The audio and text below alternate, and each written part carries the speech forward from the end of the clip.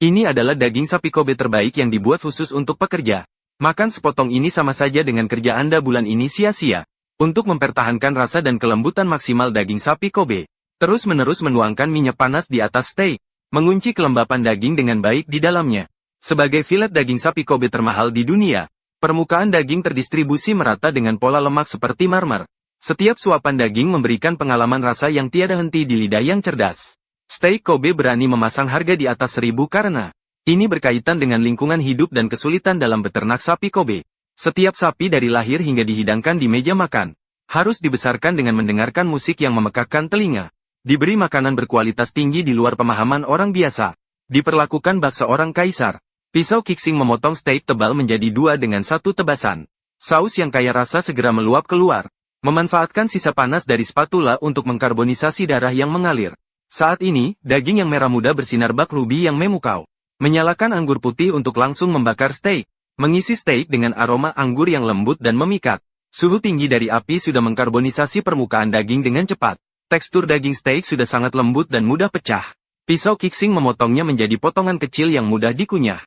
Sekali angkat dengan spatula, langsung bisa diserahkan kepada pelanggan. Saus mustard dan kecap membuat rasa manis daging steak sepenuhnya terbangun. Garam laut mengharmoniskan dan meningkatkan kelembutan steak. Sekali menggigit, menikmati stimulasi halus dan seni secara bersamaan. Untuk meningkatkan rasa kenyang para pengunjung, pelanggan restoran bisa mendapatkan nasi goreng bawang putih yang diantar. Membuat semua tamu yang datang pulang dengan perasaan puas. Tapi jangan lihat ini hanya sebagai nasi goreng biasa. Sebenarnya ini adalah hidangan yang paling menguji kemampuan dasar juru masak. Terutama nasi goreng tanpa 1 butir telur lebih membutuhkan keterampilan.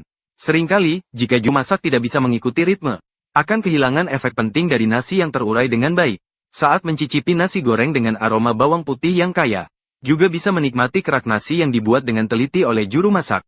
Nasi goreng seperti ini dengan 2 tekstur, akan diserahkan kepada tamu untuk dinikmati sendiri. Setelah menikmati hidangan ini, diperkirakan bulan ini menjadi sia-sia. Jadi, pertanyaannya, apakah kalian merasa ini sepadan? Ini bukan udang yang bisa dimiliki oleh semua orang, melainkan udang teppanyaki berkualitas tinggi yang dibuat khusus untuk pelanggan restoran. Makan 1 ekor ini setara dengan pekerjaanmu hari ini menjadi sia-sia. Koki yang paham menggunakan es batu untuk mengubah energi panas dari bentuk cair menjadi gas. Saat membuka tutup panci lagi, udang akan berubah dari berjuang menjadi berkedut. Koki dengan alatnya menarik dan mengangkat untuk memisahkan yang lembut dan yang keras. Dengan teknik yang halus dan luar biasa, ia memberi rasa yang kaya dan segar. Membawa bahan-bahan yang biasa menjadi sesuatu yang baru dan luar biasa. Karena struktur protein unik dari udang teppanyaki liar, dagingnya sangat halus dan kenyal. Namun, pada saat yang sama, mereka sangat selektif terhadap lingkungan tempat tinggal. Mengakibatkan sulitnya mendapatkan udang teppanyaki segar meski dengan uang. Udang teppanyaki yang diukur dalam gram, hampir seluruhnya dipenuhi dengan harta yang langka dan berharga. Setiap sendi dan inci serat harus dikerjakan dengan tekun. Proses pengolahan yang hati-hati menghasilkan rasa yang halus dan enak.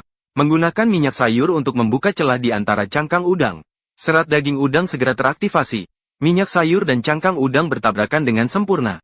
Membentuk atribut kering dan renyah yang diharapkan oleh pelanggan. Terus gunakan mentega sebagai dasar.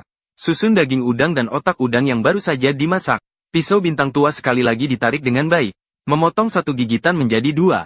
Koki kemudian menghias tepi daging udang dengan kecap. Bahan makanan setelah terstimulasi langsung menjadi hidup. Daging udang juga berubah dari yang semula kering menjadi lembab dan berair.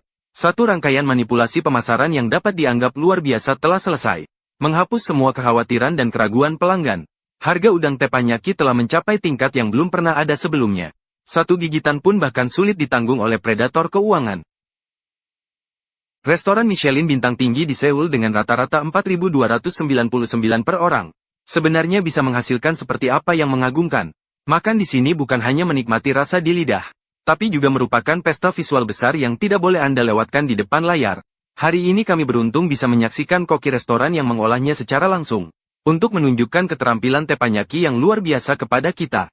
Hidangan pembuka yang pertama adalah sayuran campur, mengandung terong, bawang, dan labu konjak. Jangan anggap ini hanya sekadar sayuran yang tidak menarik. Di sini sama-sama akan diperlakukan sebagai harta yang berharga. Memanggang dengan penuh keterampilan hingga menghasilkan rasa yang luar biasa. Pisau bintang 7 memotong sepanjang sudut miring 90 derajat. Secara bertahap dipasang dengan cerdik membentuk pola hati.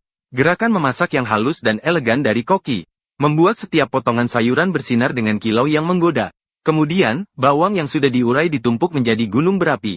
Selanjutnya, tuangkan anggur putih ke dalam celah gunung berapi. Dengan cepat dinyalakan, siap untuk meletup. Disertai dengan palu besi yang memukul, nyala api semakin membara. Enzim alicin dari bawang putih segera menguap. Membentuk hidangan terkenal yang tidak diketahui banyak orang, gunung bawang. Sayuran yang tidak terlihat sebutir daging pun. Namun, di bawah seni memasak yang absolut, lebih unggul dari hidangan biasa. Cukup mampu membalikkan pemahaman kita tentang tumis sayuran. Dari renyah hingga manis, setiap gigitan adalah puncak dari keterampilan memasak yang luar biasa. Hal berikutnya yang harus dimasak adalah lobster Boston.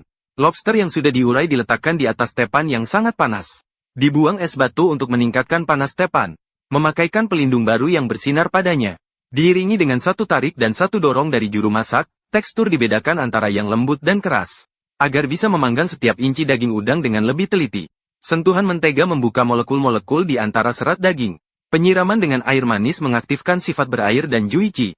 Kemiringan lemon mengembalikan rasa segar ke lautan. Rasa lobster telah mencapai tingkat yang belum pernah ada sebelumnya. Begitu satu suap masuk, rasanya hanya berputar di lidah. Di belakangnya adalah piring seafood mewah.